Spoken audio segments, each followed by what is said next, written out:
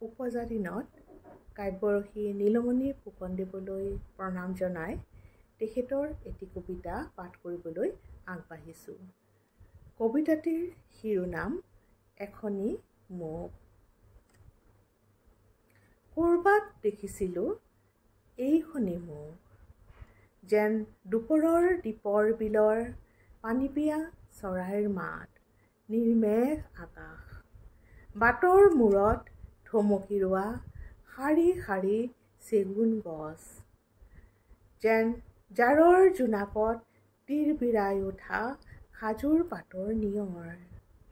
হয়তো দেখিছিলোঁ আবেলিৰ কোনোবা ঘাটত, নাইবা চমকতে বিজুলীৰ পোহৰত গধূলিৰ গাঁৱৰ বাটত।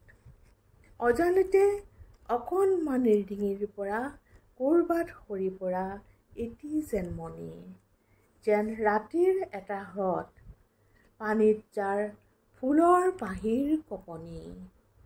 বসন্তৰ এয়া যেন ছায়া ভৰা বননি। এইখনি মুখ, মুখটো নহয়, আমাৰ চৰাৰ গামলাৰ জাপানী পামৰ কোমল এটি পাত, নিৰ্মেঘ আকাশ, দূৰণিত সেয়া জিনি জিনি পানীপিয়া চৰাইৰ মাত।